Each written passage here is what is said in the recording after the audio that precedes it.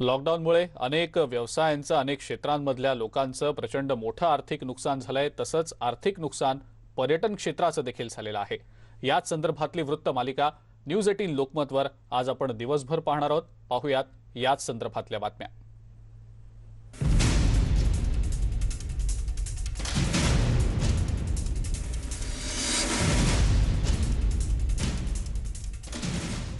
लॉकडाऊनमुळे पुण्यातला पर्यटन व्यवसाय पुरता मोडीत निघालाय। कोट्यवधी रुपयांचं नुकसान झालंय।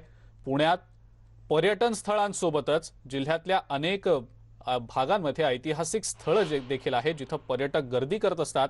त्यामुळे स्थानिक स्तरावर मोठी आर्थिक उलाढाल होत असते। सगळ्यात महत्त्वाचं म्हणजे उत्तर आणि दक्षिण याचं मध्यवर्ती प्रवासाचं ठिकाण म्हणून पुण्याकडे पाहिलं जात असतं। मात्र आता लॉकडाऊनमुळे प्रवासी संख्येत पूर्णतः घट झालेली आहे। पर्यटन वाहतुकीचा व्यवसाय करणारे जे व्यावसायिक आहेत ते प्रचंड अडचणीत आलेत। त्यांचं मोठं आर्थिक नुकसान तर झालेलंच आहे, मात्र हजारो जण जे या सगळ्या व्यवसायांवर अवलंबून आहेत ते देखील बेरोजगार झालेले आहेत।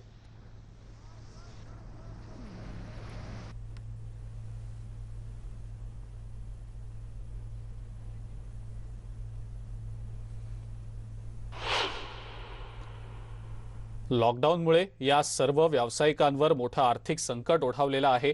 पुण्यातल्या पर्यटन व्यवसायाला कसा धोका निर्माण झालाय हे तर आपल्याला जाणून घ्यायचंच आहे। सोबतच नागपूर आणि शिर्डीमधली नेमकी काय परिस्थिती आहे हे देखील आपल्याला जाणून घ्यायचं आहे। पुण्याची माहिती देण्यासाठी वैभव सोनवणे आपले प्रतिनिधी आपल्या सोबत आहेत। नागपूरमधल्या पर्यटन व्यवसायासंदर्भातली माहिती देण्यासाठी तुषार कोहळे आपले प्रतिनिधी आपल्या सोबत आहेत, तर हरीश दिमोटे आपले प्रतिनिधी देखील आपल्या सोबत आहेत। सर्वात आधी वैभव सोनवणे यांच्याकडे आपण जाऊया। वैभव, पुण्यामध्ये आपल्याला माहिती आहे अनेक पर्यटन स्थळं आहेत। पुणे शहरच नाही तर पुणे जिल्ह्यात देखील अशी अनेक ऐतिहासिक पर्यटन स्थळं आहेत ज्या पर्यटन स्थळांना प्रवाशांची वर्षभर गर्दी असते, पर्यटकांची गर्दी असते। मात्र कोरोनामुळे लॉकडाऊनमुळे ही गर्दीच नाहीये, पर्यटकच नाहीत, त्यामुळे पर्यायानं व्यावसायिकांचं अतोनात नुकसान होतंय। वैभव, काय सांगता येईल त्याबद्दल? अजिंक्य, पुणे जिल्हा हा पर्यटनाच्या दृष्टीने अत्यंत समृद्ध असा जिल्हा मानला जातो। लोणावळा, खंडाळ्यासारखी वर्षाविहाराची ठिकाणं असतील किंवा त्याच्याही अलीकडे अगदी मळवलीला लोहगड, विसापूर, तुंग तिकोनासारखी किल्ल्यांची माळा असेल, जुन्नरमध्ये छत्रपती शिवाजी महाराजांचं जन्मस्थान असलेलं शिवनेरी असेल आणि पुणे शहरामध्ये शनिवारवाडा, लाल महाल, अगदी शहराच्या लागून असलेला सिंहगड किल्ला जो आहे तो असेल। या ऐतिहासिक स्थळांची पर्यटनाची एकूण गर्दी जी आहे किंवा एकूण उलाढाल जी आहे ती जवळपास 1.5 वर्ष झालं पूर्णतः रोडावली आहे। या सगळ्या पर्यटन स्थळांच्या भोवतीनं स्थानिक व्यवसाय करणारे व्यावसायिक असतील किंवा या पर्यटनाशी संबंधित असलेले स्थानिक वाहतूक करणारे असतील, हे सगळेजण जे आहेत यांचा व्यवसाय पुरता मोडीत निघालेला आहे। बेरोजगार झालेले आहेत हजारो जण। आणि या सगळ्यांच्या बरोबरीने आणखी एक मोठा उद्योग जो आहे पर्यटनाचा तो पुण्यामध्ये जो दक्षिण आणि उत्तरेला देशाच्या जोडतो, जिथून मोठ्या प्रमाणावरती पर्यटन वाहतूक जी आहे ती होते। अगदी जम्मू काश्मीरला जाणाऱ्या कुठल्याही पर्यटन क्षेत्रांवरती जाणाऱ्या मोठ्या त्याच्या संदर्भातला सगळ्यात मोठा वाहतूक उद्योग जो आहे पर्यटन वाहतुकीचा तो पुण्यामध्ये मोठ्या प्रमाणावरती के ट्रॅव्हल्स असेल किंवा केसरी, विना यांच्यासारखी मोठी डेस्टिनेशन व्यावसायिकांची ही पुणे राहिलेली आहेत। इथून मोठ्या प्रमाणावरती या पर्यटन वाहतुकीचा व्यवसाय जो आहे तो चालवला जातो। मात्र गेल्या 1.5 वर्षामध्ये हा व्यवसाय पुरता मोडीत निघालेला आहे। या व्यवसायामध्ये काम करत असलेले सगळे अगदी चालक वाहकांपासून ते मॅनेजर्सपर्यंत, टूर डिझायनर्सपासून ते टूर ॲडवायझरपर्यंत अनेक वेगवेगळ्या पदांवरती वेगवेगळ्या पदव्या घेऊन काम करणारे लोक जे आहेत या सगळ्यांची पुरती वाताहत झालेली आहे। याला जोडून येणारी हॉटेल इंडस्ट्री जी आहे तिचा पुरता काना मोडलेला आहे आणि कोट्यवधी रुपयांचं नुकसान जे आहे ते वेगवेगळ्या स्तरांवरती झालेलं आहे। त्याचं अगदी ॲक्युमुलेशन करणं किंवा एकत्रित हा सगळा आकडा मांडणं हे सुद्धा अवघड आहे। याचं कारण इतक्या स्तरांवरती या सगळ्या अवलंबित्व जे आहे लोकांचं ते या व्यवसायाशी जोडलं गेलेलं होतं। त्या सगळ्यांची अक्षरशः दानादान उडालेली आहे आणि अत्यंत वाईट परिस्थितीमध्ये ही सगळी मंडळी आहेत या पर्यटन व्यवसायाशी जोडली गेलेली। आम्ही शनिवारवाड्याला आहोत पुण्यातला। दिवसभर गजबजलेला शनिवारवाडा जो आहे तो आता इथं चिटपाखरू बघायला मिळत नाही। पोलिसांचा बंदोबस्त वगळता कुणीही व्यक्ती शनिवार वाड्यावर नसते, अर्थात पर्यटनासाठी पूर्णतः बंद करण्यात आलेला आहे शनिवार वाडा. त्याच्यामुळे एकूण इथली जी झळाळी असायची किंवा इथली गर्दी जी असायची, हा परिसर जो गर्दीनं फुलून आलेला असायचा, या सगळ्या गोष्टी ज्या आहेत त्या आता इथं पाहायला मिळत नाहीत. आणि त्याचा परिणाम इथं आजूबाजूला असणारे व्यावसायिक, अगदी स्थानिक स्तरावरती जे व्यवसाय डेव्हलप होत असतात, त्या सगळ्यांची पुरती वाताहत झालेली आणि अत्यंत कठीण परिस्थितीचा सामना या सगळ्या पूर्ण व्यवसायाला करावा लागतो, व्यवसायाशी संबंधित असलेल्या लोकांना करावा लागतो. अगदी खरंय. वैभव, आपण पुण्यातली सध्याची काय परिस्थिती आहे पर्यटन क्षेत्राची ती सांगितलीत. यानंतर आपण नागपूरमधली स्थिती नेमकी काय याचा आढावा घेऊया. तुषार कोहळे आपले प्रतिनिधी आपल्या सोबत आहेत सध्या. तुषार, नागपूर देखील पर्यटकांसाठी एक महत्त्वाचं ठिकाण आहे. मध्यवर्ती देशातलं ठिकाण असल्या कारणामुळे अनेक पर्यटक, अनेक प्रवासी नागपूरमध्ये येत असतात, भेट देत असतात. काय नेमकी नागपूरमधली सध्याची स्थिती आहे पर्यटनाच्या दृष्टीनं? मिलिंद सर, जर का बघायचं झालं तर नागपूर हे पर्यटनासाठी जे प्रसिद्ध आहे ते वाघांच्या पर्यटनासाठी किंवा जंगल सफारीसाठी.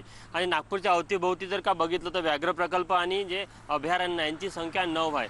आणि या 9ही केंद्रावर इतक्या मोठ्या प्रमाणामध्ये गर्दी असते. विशेष करून एप्रिल, मे, जून या 3 महिन्यात तर प्रचंड गर्दी पाहायला मिळत आहे. आणि देश विदेशातून पर्यटक हे नागपूरला येत असतात. मात्र ज्या प्रकारे आता लॉकडाऊन सुरू आहे त्यामुळे संपूर्ण जंगल सफारी बंद ठेवण्यात आलेली आहे आणि पुढील आदेश येण्यापर्यंत ही बंद आहे. आणि जर का तुम्ही या संपूर्ण जंगल सफारीमध्ये प्रत्यक्ष आणि अप्रत्यक्ष जो रोजगार आहे तो 10 ते 12 हजाराच्या वर या संपूर्ण नागपूर आणि लगतच्या भागामध्ये पाहायला मिळतो. त्यामध्ये मग जिप्सीवर काम करणारे ड्रायव्हर असेल, तुम्हाला गाईड करणारा गाईड असेल, रिसॉर्टमध्ये काम करणारे सर्व कर्मचारी असेल, हे सगळे या सगळ्यांचे रोजगार प्रभावित झालेले आहे. आणि महत्त्वाचा विषय की तुम्ही नागपूर लगत आजूबाजूचे जे काही पर्यटन स्थळ असेल त्यामध्ये विशेष करून बाहेर येणारे पर्यटन खूप असतात. म्हणजे विदेशातनं येणारे देखील मोठ्या प्रमाणात असतात आणि देशातल्या वेगवेगळ्या भागांना, कारण की नागपूर हे टायगर कॅपिटल म्हणून घोषित झालं आहे ना, वाघा संदर्भात लोकांना अत्यंत आकर्षण आहे. आणि कोणत्याही पर्यटन केंद्रावर जर का तुम्ही दृश्य बघितलं आजच्या घडीला तर अत्यंत शुकशुकाट पाहायला मिळतो. सध्या मी एक पर्यटन स्थळ आहे म्हणजे ते नागपूरचं आहे, म्हणजे फुटाळा लेक आहे. इथलं दृश्य अत्यंत बोलकं आहे. जर का तुम्ही रस्त्यावरचे हे सगळे गाडे बघितले ना, तुमच्या लक्षात येईल की हे संपूर्ण गाडे कधी म्हणजे या वेळेला चालू राहायची, प्रचंड गर्दी या भागात राहायची या क्षणाला जर का आपण विचार करायचा झालं तर. पण लॉकडाऊनमध्ये आपण बघू शकतो की पूर्ण गाडे बंद आहे, शुकशुकाट आहे आणि प्रचंड लोकांचे रोजगार गेलेला आहे. या संपूर्ण दृश्यावरून आपल्याला लक्षात येतो की जे काही पर्यटन स्थळ आहे तिथलं दृश्य कसं असेल, तिथल्या लोकांचे रोजगार कशा प्रकारे प्रभावित झाले असेल. म्हणजे जंगल सफारी किंवा व्याघ्र प्रकल्पाच्या माध्यमातून 10 ते 12 हजार लोकांचे रोजगार प्रभावित झालेच. पण या व्यतिरिक्त नागपूरच्या वेगवेगळ्या भागामध्ये मग फुटाळा लेक असो किंवा दीक्षाभूमी असो, या व्यतिरिक्त जर का अंबाझरी तलाव असेल किंवा आपली ही सफारी असेल, मध्ये गोरेवाडा सफारी असेल, या सर्व भागामधल्या समोरचे दृश्य असेच आहे. म्हणजे तिथे जे काही व्यावसायिक असतात त्यांचे सर्वांचे व्यवसाय बंद आहे, ठप्प झालेले आहे. आणि या सर्वात जास्त फटका हा देखील आहे, कारण की मागच्या वर्षी देखील याच काळामध्ये कळकळीचा लॉकडाऊन होता आणि आता देखील कळकळीचा लॉकडाऊन आहे, जो म्हणजे पीक पर्यटनाचा पीक काळ मानला जातो, पीक पिरियड असतो.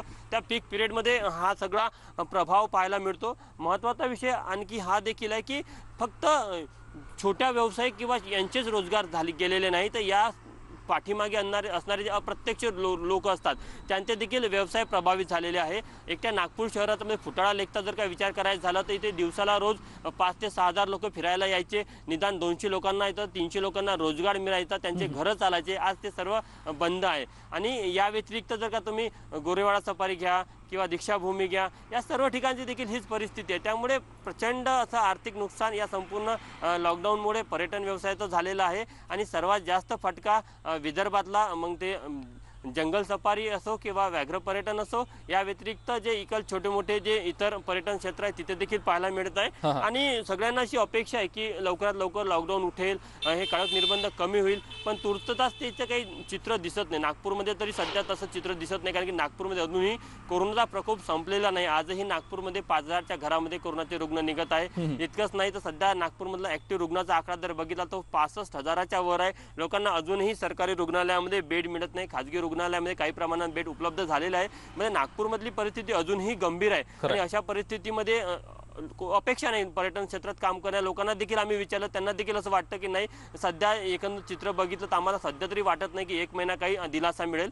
आणि त्यामुळे प्रत्येकांच्या मनामध्ये एक चिंता आहे, भीती आहे, नैराश्य आहे. आणि सर्वांना अशी अपेक्षा आहे की लवकरात लवकर ही परिस्थिती सगळ्यांनाच ही अपेक्षा आहे की ही जी परिस्थिती आहे ती येत्या काळात सुधारेल आणि जे व्यवसाय ठप्प झालेले आहेत, पर्यटन स्थळं जी ओस पडलेली आहेत ती पुन्हा पहिल्यासारखी भरतील, गर्दी दिसेल पर्यटकांची आणि सर्वांनाच चार पैसे मिळतील, जी बेरोजगारी वाढली आहे ती देखील यामुळे कमी होईल अशी आशा प्रत्येकालाच वाटते। तुषार, धन्यवाद। नागपूरमधली पर्यटन क्षेत्रातली सद्यस्थिती नेमकी काय आहे हे आपण सांगितलं त्याबद्दल। यानंतर आपण शिर्डीमध्ये जाणार आहोत। शिर्डीमधील पर्यटन व्यवसायाला देखील मोठा फटका या लॉकडाऊनचा बसलेला आहे आणि त्यामुळेच आपल्याला सर्वांनाच माहिती आहे की हजारो लाखोंच्या संख्येने जे भक्त आहेत ते शिर्डीला भेट देत असतात। 50,000हून जास्त जणांची शिर्डीवर उपजीविका अवलंबून आहे। मात्र लॉकडाऊनमुळे शिर्डीतील हॉटेल्स, रेस्टॉरंट्स आहेत, रिक्षा चालक, फूल विक्रेते, छोटे मोठे व्यावसायिक या सर्वांनाच मोठा फटका बसलाय। हरीश दिमोटे आपले प्रतिनिधी आपल्या सोबत आहेत, त्यांच्याकडनं या संदर्भातली माहिती आपण जाणून घेऊया। हरीश, छोटे मोठे व्यावसायिक, रिक्षा चालक, रेस्टॉरंट चालक सगळ्यांनाच याचा मोठा फटका बसलाय आणि गेले 1.5 वर्ष हीच स्थिती कायम आहे। सगळ्यांनाच आशा वाटते की केव्हा हा लॉकडाऊन उठेल, परिस्थिती केव्हा पूर्वीसारखी होईल आणि जे बेरोजगारी पसरलेली आहे, जे व्यवसाय ठप्प झालेत ते पूर्वीसारखे केव्हा होतील। हरीश, शिर्डीमधली काय स्थिती आहे? नक्कीच अजिंक्य, आपण जर बघितलं तर शिर्डीवरती हजारो लोकांची उपजीविका अवलंबून आहेत। शिर्डीमध्ये साईबाबांच्या दर्शनासाठी देश विदेशातून हजारो लाखो भाविक जे आहेत ते या ठिकाणी येत असतात। पर्यटन स्थळाबरोबर धार्मिक पर्यटन जे आहे ते देखील मोठ्या प्रमाणामध्ये सुरू असतं आणि शिर्डीचं साई मंदिर बंद असलं की इथले सगळे उद्योग व्यवसाय जे आहेत ते बंद होतात। शिर्डीमध्ये साधारण 1 वर्षामध्ये 2 कोटीपेक्षा जास्त भाविक शिर्डीमध्ये येत असतात। त्यामुळे इथले फूल हार प्रसादाचे दुकान असतील, हॉटेल्स असतील, रेस्टॉरंट असतील, या सगळ्यांची जे उद्योग व्यवसाय सुरू असतात आणि 2 पैसे त्यांना मिळत असतात। मात्र गेल्या वर्षी आपण जर बघितलं तर मार्च महिन्यामध्ये साई मंदिर बंद झालेलं होतं आणि नोव्हेंबरमध्ये तब्बल 8 महिन्यांनी मंदिर उघडलं। त्यानंतर काही प्रमाणामध्ये उद्योग व्यवसाय ची गाडी जी रुळावर येताना दिसत होती, मात्र पुन्हा एकदा लॉकडाऊन सुरू झालं, मंदिर बंद झालं। त्यामुळे इथले सगळे उद्योग व्यावसायिक जे आहेत ते अडचणीत आलेले आहेत। काय परिस्थिती झालेली आहे आपण जाणून घेऊ। आपल्यासोबत सचिन तांबे आहेत। काय परिस्थिती शिर्डीकरांवरती ओढवली आहे? मंदिर बंद आहे, त्यामुळे कसा परिणाम शिर्डीकरांवरती झालाय?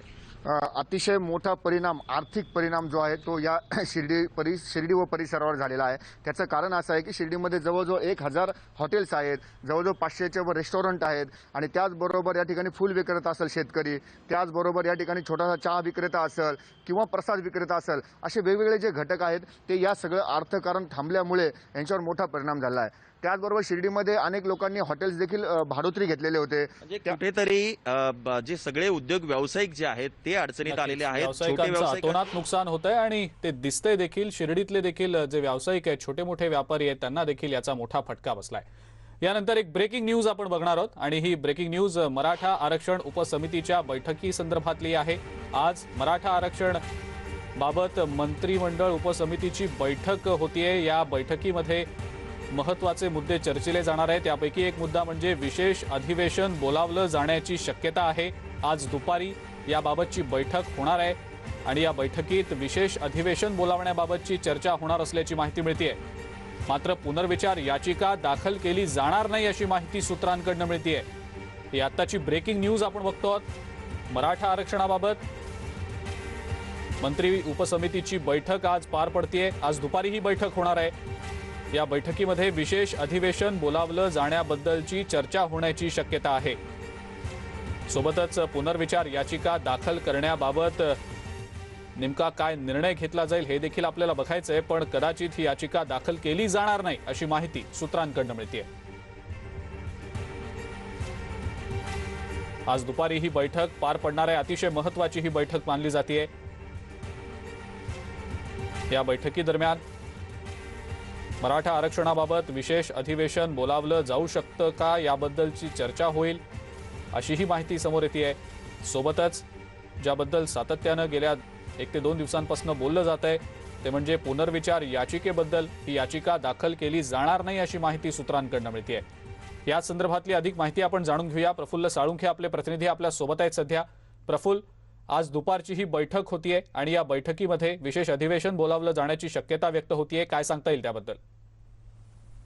अजय, की आपण पाहिलं सर्वोच्च न्यायालयानं मराठा आरक्षणाच्या संदर्भातलं जी याचिका होती ती फेटाळली आहे। त्यामुळे मराठा आरक्षण कायदा जो महाराष्ट्र सरकारने केला होता तो रद्दबातल या ठिकाणी सर्वोच्च न्यायालयाने केला आहे आता राज्य सरकारनं या संदर्भातली तातडीची भूमिका जी आहे ती आता सुरू केलेली आहे. त्यामध्ये आज मराठा आरक्षणाच्या संदर्भात जी समिती नेमण्यात आली होती त्या मंत्रिमंडळ उपसमितीची बैठक आज होते आणि या बैठकीत मराठा आरक्षणाचा सर्वोच्च न्यायालयाने जो निकाल दिलाय त्यानंतर काय भूमिका घ्यावी या संदर्भातल्या ज्या गोष्टी आहेत त्या या ठिकाणी चर्चेला जाऊ शकतात. त्यामधल्या सर्वात पहिली जी गोष्ट आहे की ही सर्वोच्च न्यायालयाच्या 5 न्यायमूर्तींच्या खंडपीठाने जो निर्णय दिला त्याला आपण 9 किंवा 11 न्यायमूर्तींसमोर याला चॅलेंज करावा का हा एक पहिला मुद्दा असेल. दुसरा मुद्दा जो आहे की विशेष अधिवेशन बोलवून या संदर्भातली चर्चा करून वेगवेगळे मार्ग जे आहेत ते समोर या ठिकाणी आणता येतील का हा दुसरा मुद्दा. आणि ज्या पद्धतीनं राज्य मागास आयोगाचा म्हणजेच गायकवाड समिती आयोग जो नेमण्यात आलेला होता त्या आयोगाचा अहवालच सर्वोच्च न्यायालयाने फेटाळला. त्यामध्ये असं स्पष्ट करण्यात आलं की मराठा मागास नाहीत हे कुठे मागास आहेत हे कुठेही सिद्ध होत नाही. त्यामुळे पुन्हा एक नवीन मागास आयोग करून मराठा एकूण सामाजिक आणि आर्थिक निकषांची पुन्हा तपासणी करावी का हे 3 मुद्दे जे आहेत ते आजच्या बैठकीमध्ये मांडले जाऊ शकतात आणि त्याच्यावर चर्चा होईल. प्रफुल्ल, धन्यवाद. सविस्तर माहिती आपण दिली त्याबद्दल. या बैठकी संदर्भातले अपडेट्स आपण वेळोवेळेला घेणारच आहोत. मात्र ही अतिशय महत्त्वाची बैठक आज दुपारी पार पडणार आहे. एका ब्रेकची वेळ झालेली आहे. ब्रेकनंतर इतरही महत्त्वाच्या बातम्या आपण बघणार आहोत. बघत रहा न्यूज 18 लोकमत. एक असाधारण स्थिती निर्माण झाली आहे म्हणलं तेही त्यांनी मान्य केलं नाही. त्यामुळे हा जर दुसरा मुद्दा पुन्हा ताकदीने जर करता आला रिव्ह्यूमध्ये तर मराठा आरक्षण पुन्हा मिळेल. कारण गायकवाड कमिशनने आणि त्यात तुम्ही कधी दीड वर्षामध्ये गायकवाड कमिशनला बोलवलं नाही. इन्फॉर्मली बोलवायचं. कारण ते त्यांचं तर मुदत संपली की साहेब तुम्ही हा अहवाल तयार केला तर आमच्या वकिलांना समजून सांगा. तुम्हाला कोणाला बोलवायचं नाही, तुम्हाला कोणाचा सल्ला घ्यायचा नाही आणि तुम्हाला पण काही करायचं नाही. थोडक्यात तुम्हाला आरक्षण इन्फॉर्मली सांगायचं झालं तर गायकवाड कमिशन इंग्रजी करण्यामध्ये काय नेमकी अडचण आली याचा एकदा खुलासा करावा ना सरकारने. काल जे अशोक चव्हाण साहेबांनी आवाहन केले म्हणजे हे आरक्षण फेटाळण्याचा राजकीय आरोप प्रकार पूर्ण साहजिकच आहे त्याबद्दल नाही. पण काल अशोक चव्हाण साहेबांनी आवाहन केले की भाजपला श्रेय घ्यायला असेल तर घेऊ दे पण मोदी साहेबांच्या प्रयत्न करा किंवा मुख्यमंत्री म्हणाले की 317 कलम रद्द करायचं. मी माझ्या क्लिपमध्ये अतिशय सोप्या शब्दात सांगितलेलं आहे की हा विषय आजही राज्याचाच आहे.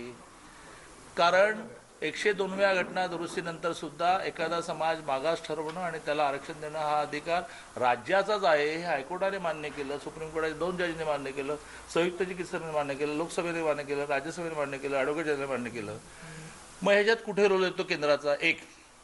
आणि 102व्या घटना दुरुस्तीप्रमाणे जरी जायचं असलं तरी सुद्धा पहिलं राज्याला नव्याने, आता हे नीट समजून घ्या, नव्याने मागास आयोग स्थापन करावा लागेल. कारण गायकवाड कमिशनची मुदत संपून 1.5 वर्ष झाली.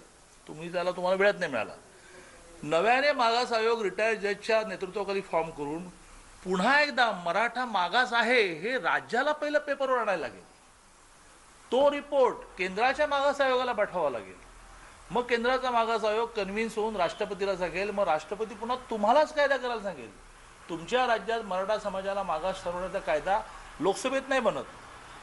दिशाभूल चाललेली आहे. श्रेयाचा विषय नाही. केंद्रानं कसं हे करायचंय म्हणजे न्यायालयाला सांगितलं की 370 केंद्रानं विषय ठरवून करायचं आहे की होते असं एक वातावरण केलं जातं. कुठल्या न्यायालयाने सांगितलं? न्यायालयाचा निकाल जो आला कोणी वाचला? न्यायालयाने असं म्हटलं, तिघांनी म्हटलं किंवा राज्याला कायदा करण्याचा अधिकार 102व्या घटनानुसार राहिला नाही. 2 जजने असं म्हटलं, त्यांनी असहमती दर्शवली की राज्याला कायदा करण्याचा अधिकार 102व्या घटनानुसार तरी आहे. आता सगळं संपूया. मान्य 102वी घटना दुरुस्ती लागू झाली असं मान्य. त्यातही मकोटे त्यातही तुम्ही सुद्धा वारंवार प्रश्न काय विचारते, त्यातही राज्याने पुन्हा एकदा मराठा समाजाला मागास ठरवावं लागेल. त्यासाठी मागास आयोग नेमावा लागेल, त्याला इन्फ्रास्ट्रक्चर द्यावं लागेल आणि मग तो अहवाल, तो जो हात जोडून प्रार्थनावाला आहे ना, तो मग तो अहवाल हात जोडून वर पाठवावा लागेल. म्हणजे मग बॉल आता आहे कुठे? तर पहिला महाराष्ट्र कोर्टात आहे. मग कुठे समजलं का?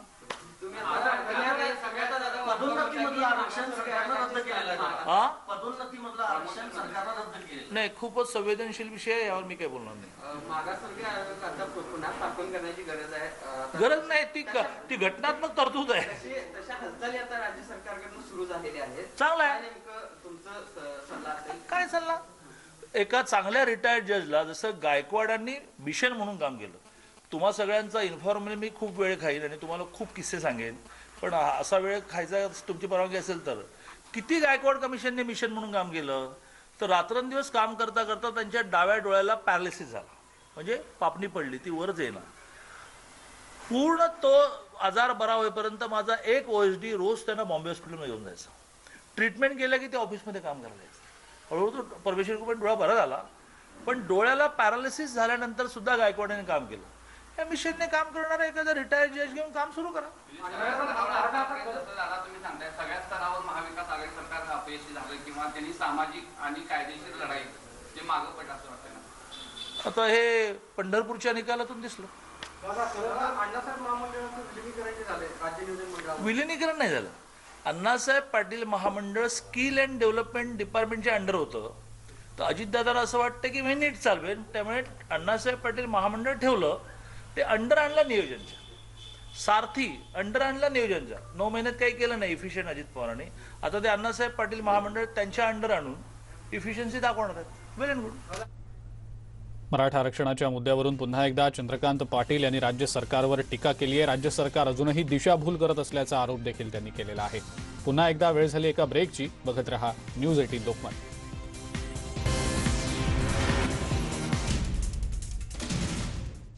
ब्रेकनंतर आपल्या सगळ्यांचं पुन्हा एकदा स्वागत. कोरोनाच्या पार्श्वभूमीवर राज्यात लॉकडाऊन सुरू आहे, पण सध्या राज्यातील पर्यटन स्थळं बंद असल्यानं पर्यटनावर आधारित व्यवसाय पूर्णपणे ठप्प झालेले आहेत. त्यामुळे यावर अवलंबून असणाऱ्या व्यावसायिकांना मोठा फटका बसलाय. पर्यटन स्थळच ओस पडल्यानं पर्यटकांवर अवलंबून असलेल्या विक्रेत्यांना व्यावसायिकांना जगणं अवघड झालंय. पर्यटकच येत नसल्यानं या विक्रेत्यांवर उपासमारीची वेळ आलेली आहे. आपण आलो आज औरंगाबाद शहरातील जगप्रसिद्ध असा बीबी का मकबरा या ठिकाणी. हा मकबरा नेहमीच पर्यटकांच्या वर्दळीने भरलेला असायचा. या ठिकाणी नेहमीच हजारोंच्या संख्येने रोज पर्यटक यायचे आणि आज हा जर परिसर आपण पाहिला तर हा परिसर आपण पाहू शकतो संपूर्ण निर्मनुष्य झालेला आहे. या ठिकाणी जी हजारोंची गर्दी रोज यायची, मात्र आज या ठिकाणी कोणीही नाही, निर्मनुष्य असा झालेला आहे. आणि हा जो पर्यटन स्थळ आहे हा ओस पडलेला आहे. याच पर्यटन स्थळावरती येणारे जे पर्यटक आहेत त्या पर्यटकांवरती जो व्यवसाय अवलंबून होता, मात्र आज त्या व्यावसायिकांची दशा अशी झालेली आहे की त्यांना घर खर्च भागवणं देखील या ठिकाणी अवघड झालेलं आहे. असेच काही या व्यवसायावरती अवलंबून असणारे विक्रेते आपल्यासोबत आहेत. त्या विक्रेत्यांशी आपण जाणून घेऊया नेमकं त्यांना काय परिणाम झाला आहे आणि नेमकं त्यांची परिस्थिती सध्या काय आहे, त्यांच्या मागण्या काय आहेत.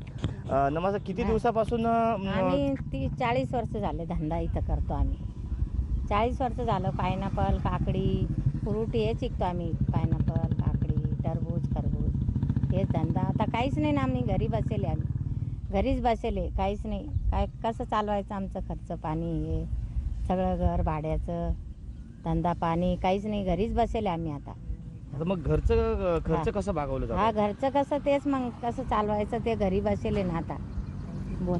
हा मक्का मक्का तुम्ही काय विकतात? मक्का मक्का मक्का. किती दिवसापासून बंद आहे तर काय परिणाम होतोय? 2-3 महिने झाले ना बंद आहे. 3 महिने झाले बंद आहे. हा काय नाही, घर भाड्याचं धंदा बंद आहे. घरी करायला कोण नाही, घरचे माणसं नाही आहे. मग काय करणार आम्ही? बारीक बारीक लहान लेकरं आहे. एक मुलगा कामात जातं नुसतं, दुसरं काही नाही. मग घर कसं? छटाक दाण्याने दिले, काय नाही. सरकारने काय नाही दिलं आम्हाला. हा राशन पाणी काय नाही दिलं. किती दिवसाने राशनचं फॉर्म भरलं, ते कार्डाने दिलं, काय नाही दिलं आम्हाला. छोट्या मोठ्या व्यावसायिकांची सध्या किती विदारक अशी स्थिती आहे याची बोलकी प्रतिक्रिया आपण आत्ताच औरंगाबादमधनं बघितली. एक छोटासा ब्रेक घ्यायची पुन्हा एकदा वेळ झालेली आहे. बघत रहा न्यूज 18 लोकमत.